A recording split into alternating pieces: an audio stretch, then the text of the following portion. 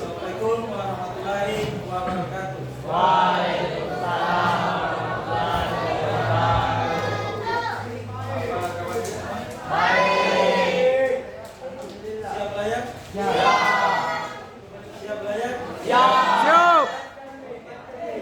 Ini alhamdulillah kita panjatkan Allah karena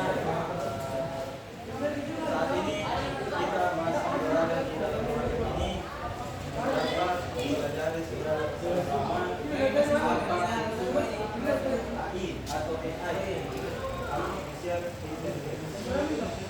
Jadi sebelum kita lanjut, ada yang pernah dengar apa itu? Ada? Ya, saya pikir kalian sudah tahu atau sudah pernah. Tapi alangkah baiknya kita pelajari lagi secara bersama tentang baik, bangun saja. Jadi apa itu artificial intelligence atau AI?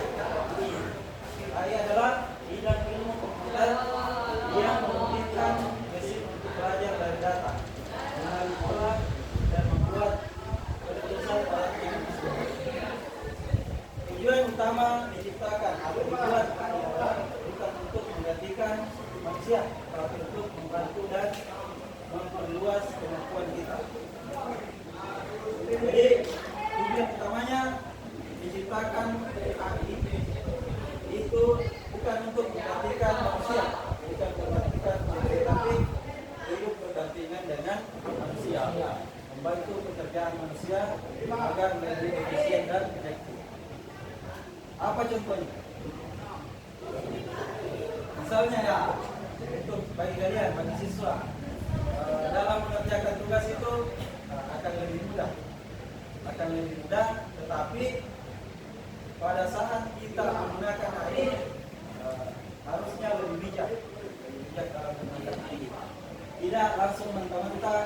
Misalnya kita mencari tugas atau mencari jawaban lewat AI.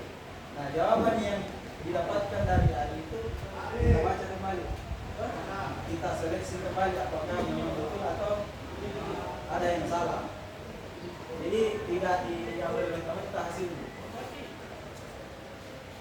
Analoginya, anggap AI sebagai asisten pribadi super cerdas yang dapat membantu Anda dengan berbagai tugas. Jadi AI semacam asisten pribadi. Asisten pribadi, bagaimana asisten pribadi? Kerjanya membantu kita, membantu kita agar tugas atau pekerjaan yang kita lakukan lebih efektif dan lebih efisien. Oke? Bisa dipahami? Oke, kalau bisa dipahami kita lanjut. Kita masuk ke jenis artificial intelligence atau jenis-jenis AI. Yang pertama ada namanya AI generatif. Nah, apa itu AI generatif? Dia mampu menciptakan konten baru yang original atau original. Contoh, membuat teks atau artikel atau puisi, gambar, musik, dan bahkan kode program. Tools populer ada namanya ChatGPT, ada yang sudah pernah menggunakan dari tools ini? Ada? Yang mana yang pernah digunakan? Apa yang dicari di ChatGPT sama Jawaban. Jawab soal. jawaban ulangan? Iya. Tidak. Oh tidak. Tugas. Bagaimana kalian menggunakan ChatGPT? Enak tidak? Mantap. Jadi praktis. Tapi setelah mendapatkan jawaban dari ChatGPT di buku ini, bagaimana tanggapannya kalian? Langsung di copy paste? Tidak. Ada yang direvisi. Ada yang direvisi. Ya.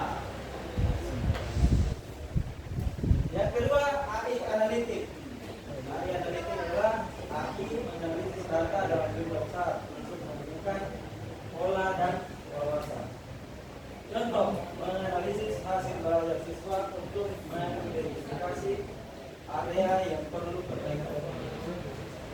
Jadi digunakan untuk menganalisis analisis hasil belajar siswa. Jadi dia dalam bentuk statistik. Misalnya Lukman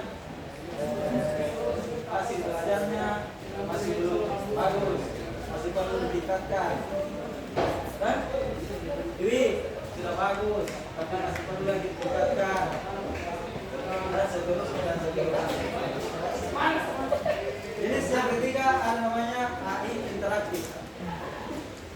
Nah, AI interaktif ia mampu berinteraksi dengan pengguna secara alami. Paham maksudnya ini? Paham? Apa yang maksudnya? Ya, jadi dia interaktif. Maksudnya kalau kita bicara dengan tools ini, dia bisa memberikan jawaban secara interaktif. Maksudnya kayak kita berbicara sama orang. Tanya mati. Tadi kan ChatGPT cuma satu arah nih. Dia memberikan jawaban tapi tidak interaktif. Langsung tampil jawaban. Tidak ada komunikasi interaktif. Kalau ada interaktif, ada komunikasi antara manusia dan jadi contohnya itu asisten virtual. Asisten virtual itu ada namanya Siri, asisten chatbot layanan pelanggan. Pernah lihat? Pernah. Nah, Pernah saya. ya.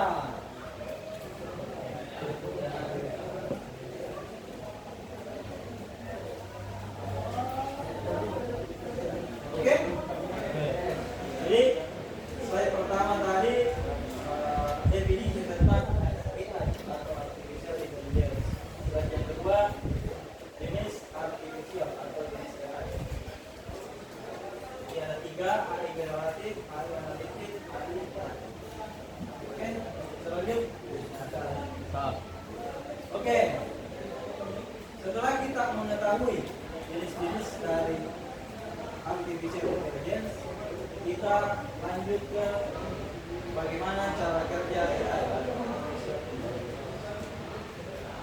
Secara sederhana, cara kerja sebagian besar perangkat AI modern didasarkan pada proses tiga langkah yang saling berhubungan. Jadi di mana-mana ini ada input, ada proses dan ada output. Nah, jadi yang pertama itu ada namanya input data. Jadi kami memerlukan data sebagai bahan bakar untuk belajar.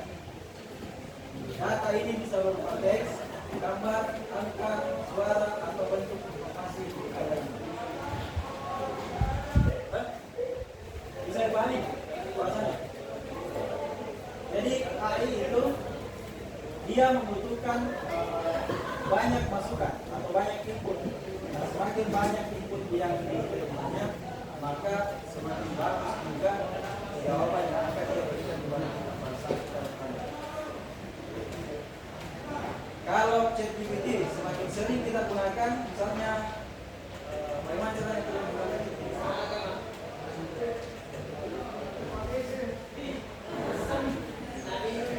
Langsung bagaimana caranya implisit?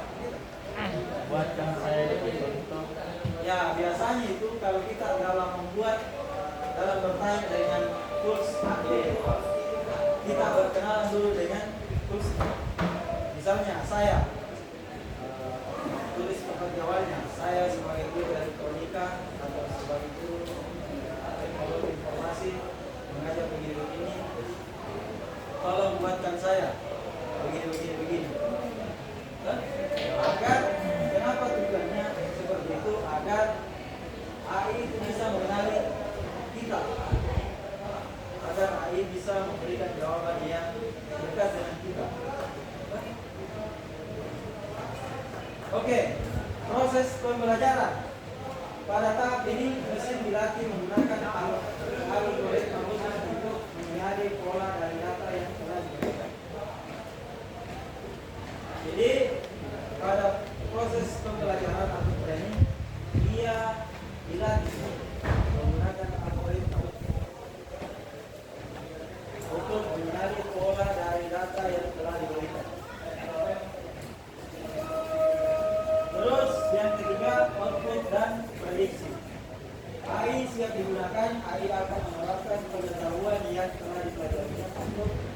memproses data baru dan menghasilkan output seperti jawaban, prediksi atau konten baru.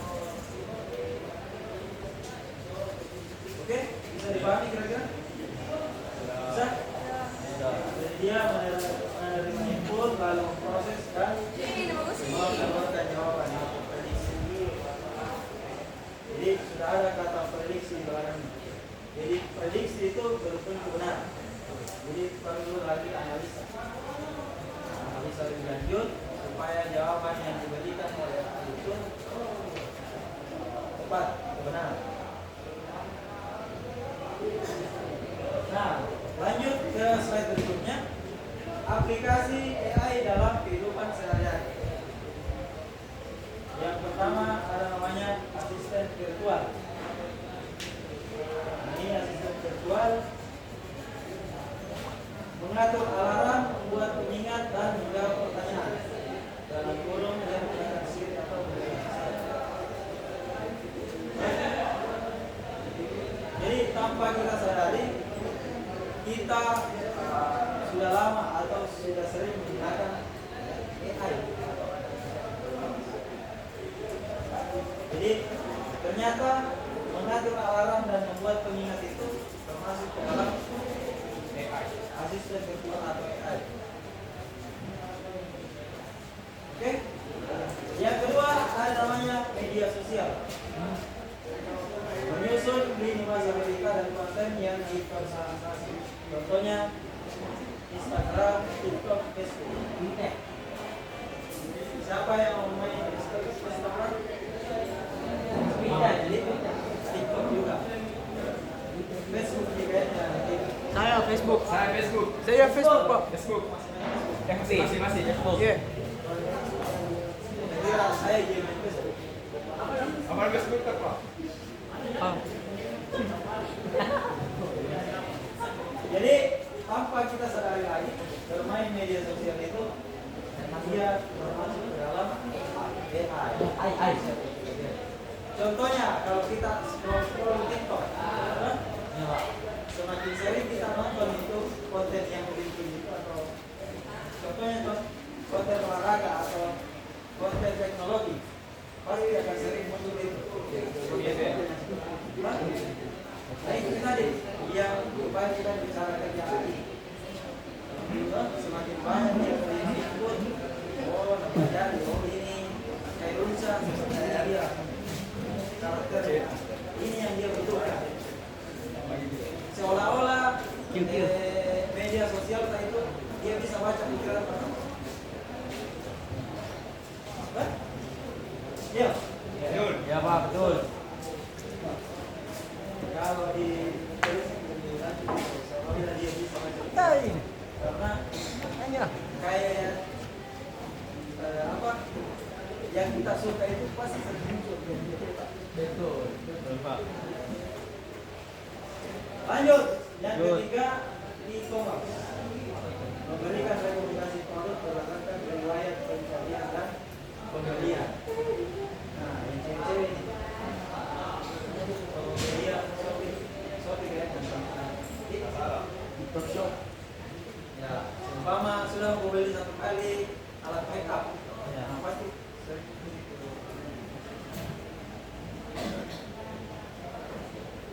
Terus yang keempat ada namanya navigasi, menghitung rute tercepat dengan menghitungkan kondisi lalu lintas secara real time.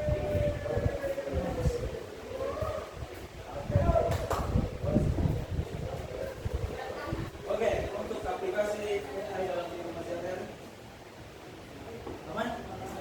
Aman. Aplikasi AI untuk pendidikan dan pembelajaran. Jadi yang pertama ada namanya personalisasi pembelajaran. Platform seperti Akan Akademi memberikan soal latihan yang aktif. Jika seorang siswa kesulitan, siswa akan memberikan jawaban dasar terlebih dahulu. Sebaliknya, jika siswa sudah mahir, pasti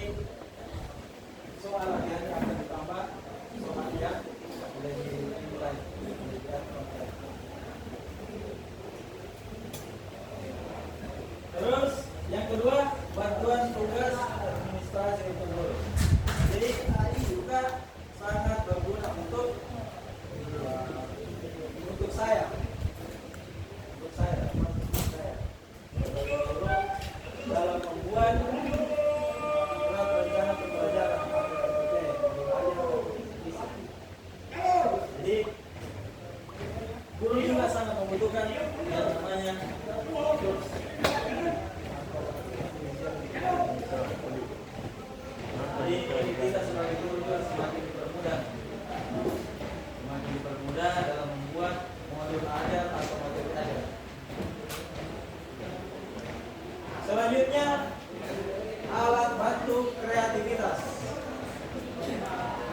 Alat bantu kreativitas itu contohnya desain presentasi. Contoh toolsnya itu Canva. Ada yang pernah menggunakan Canva?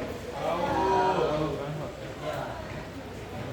Dia mirip dengan PowerPoint. Tapi versi ya sudah digampang dan jadi menarik. Banyak yang kecil yang menarik.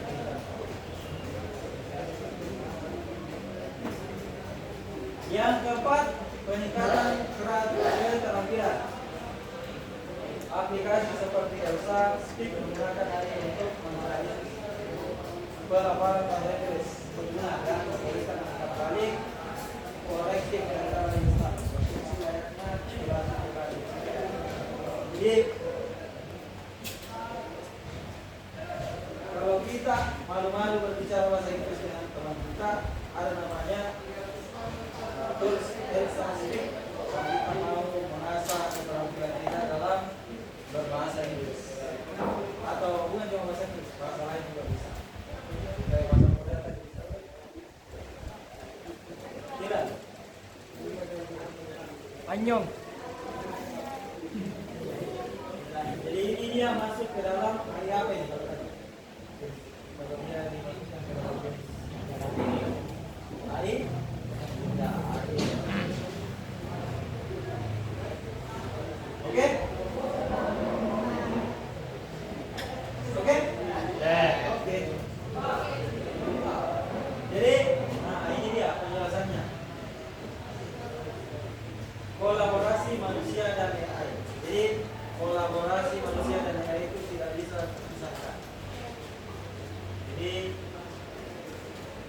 peran manusia juga dibutuhkan untuk AI juga dibutuhkan oleh manusia. Jadi, saling berkolaborasi untuk meningkatkan pengetahuan kita. Jadi di sini dijelaskan bahwa peran manusia memberikan arahan strategis, konteks dan tujuan yang jelas, melakukan verifikasi, validasi dan penyempurnaan terhadap hasil yang diberikan oleh AI, menambahkan unsur-unsur yang tidak dimiliki AI seperti empati, etika, pemikiran kritis dan kecerdasan emosi. Jadi kekurangannya AI itu dia tidak memiliki empati, etika, pemikiran kritis dan kecerdasan emosi. Jadi istilah kasarnya dia tidak punya hati. Di keberatan juga. Jadi cuma Mudah-mudahan di pengetahuan keberatan. saja yang dimiliki. Hah?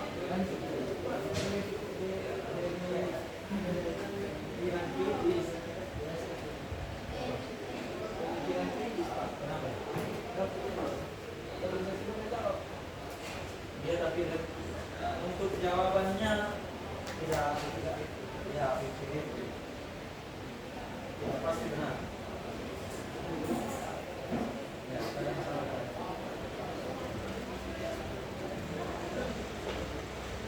Selanjutnya peran AI mengotomatisasi tugas-tugas yang repetitif dan memakan waktu. Jadi kalau zaman dulu sekolah belum ada AI, kalau kita membuat tugas berhari-hari, tugas makalah saja berhari-hari, itu minggu, 2 minggu, 1 bulan. Nah, sekarang tidak cukup 1 jam. Sudah lakukan dengan jalan. Nah, bahkan sekarang bisa membuatkan orang di panggilan bisa membuatkan orang skripsi. Bisa. Tapi itu nih pasti banyak juga datanya ya tidak masuk akal. Yang kedua, menganalisis data dalam skala masif yang tidak mungkin dilakukan manusia. Jadi seumpama kita mau menganalisis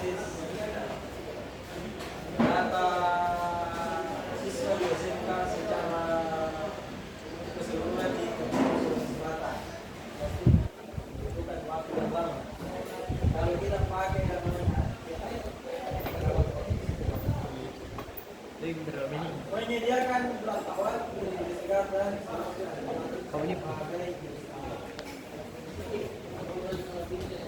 jadi bisa dia memberikan jawaban awal yang ini baru manusia menyempurnakan jawaban yang diberikan oleh oke. Jadi bisa dipahami peran manusia dan peran IT. Nah, jadi kalau kita sebagai manusia peran IT memberikan arahan, melakukan verifikasi, mengembangkan infrastruktur yang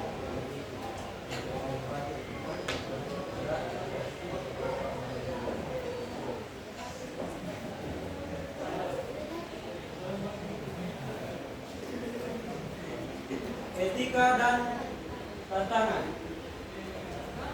Jadi dalam menggunakan AI itu kita harus memiliki etika. Jadi tidak semuanya data-data itu bisa didapatkan secara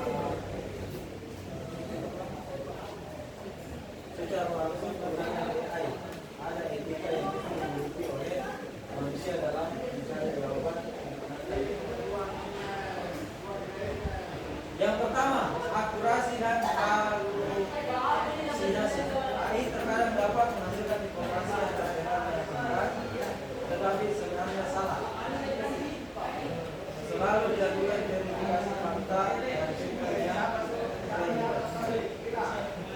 Jadi, seumpama kita mencari jawaban tentang sesuatu, tetapi menurut pendapat orang lain.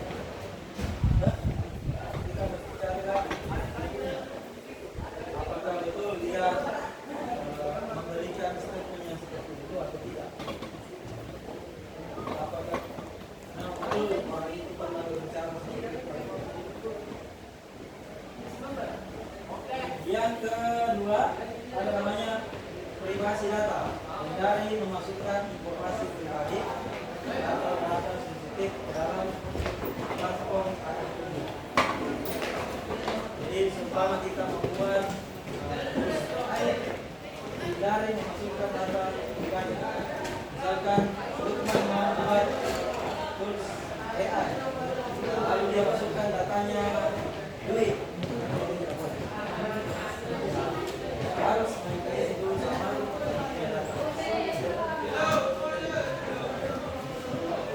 oke. Lanjut. Jadi yang ketiga, bias algoritma. AI belajar dari data yang ada di internet. Jika data tersebut mengandung bias, misalnya bias bukan informasi, AI dapat mereplikasi dan bahkan memperkuat bias tersebut. Selanjutnya, orisinalitas dan plagiarisme. Gunakan AI sebagai alat bantu untuk berpikir dan membuat draft, bukan sebagai pengganti pelajar dan berkarya. Pastikan hasil akhir tetap merupakan karya sosial Anda.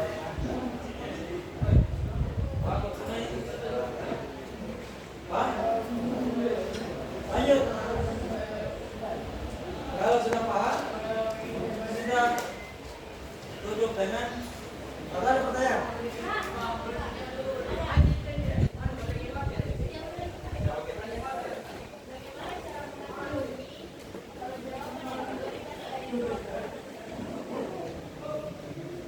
Ada lagi?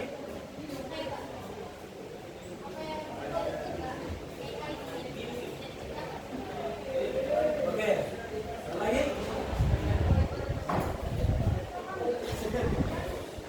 Ya, oke, ada dua pertanyaan. Oke.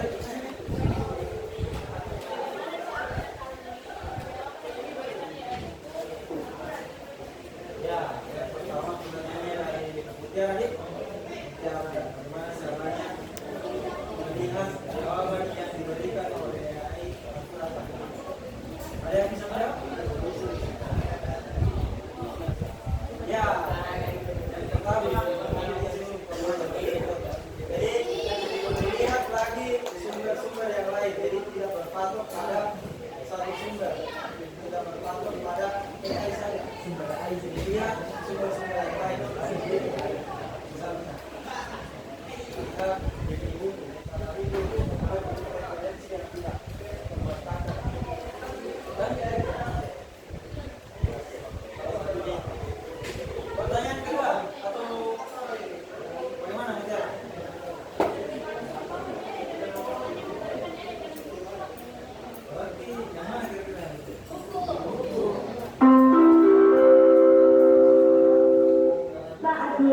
yang ke-9 dimulai.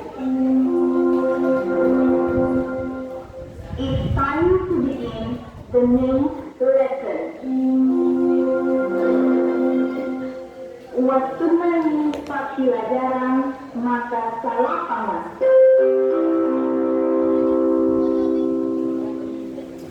Ya, jawabannya.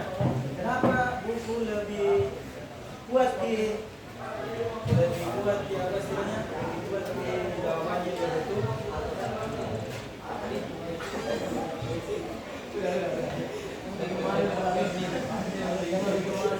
Karena dalam membuat buku itu melalui proses yang begitu panjang, tidak langsung dia terbit begitu saja. Jadi dalam membuat seorang itu dalam membuat sebuah buku perlu diverifikasi oleh beberapa orang. Bukan cuma ditulis ya. Jadi dilihat lagi isinya oleh yang ahli. Nah, itulah nanti ini isinya ini baru juga.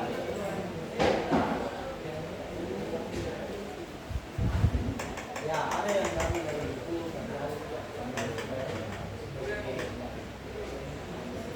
Oke, sekarang pertanyaan yang kedua. Apa yang terjadi kalau AI tidak ada? Jadi, apa jawabannya? Ya, tidak ada sebenarnya, tidak masalah sebenarnya. Cuma karena perkembangan yang teknologi yang terlalu masuk,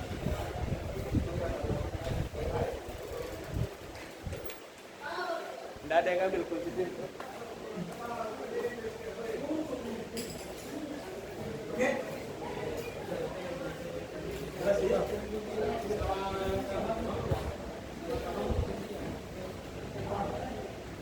Ada di kunci juga. Saya punya tadi.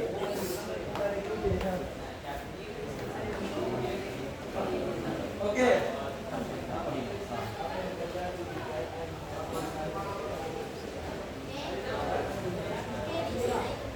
Jawabannya tadi sudah terjawab di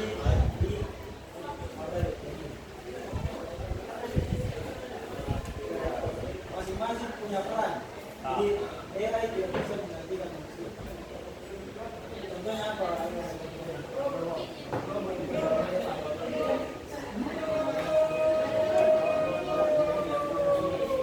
Robot.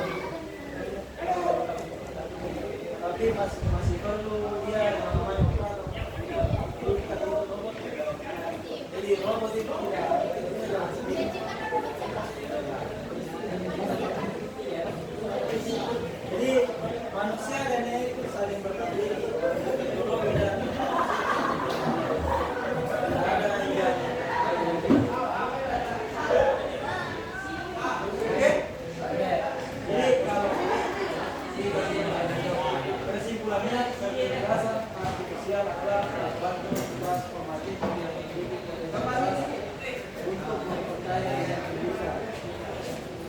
Kunci untuk membuka potensinya terletak pada kemampuan kita sebagai pendidik untuk memahami cara mengeksplorasi aplikasinya dan yang terpenting belajar untuk berkolaborasi. Dengan merangkul AI kita dapat menciptakan pengalaman belajar yang efisien, personal dan menarik bagi generasi. Dijelaskan kembali di sini. Jadi antara manusia dan AI itu saling berkolaborasi. Saling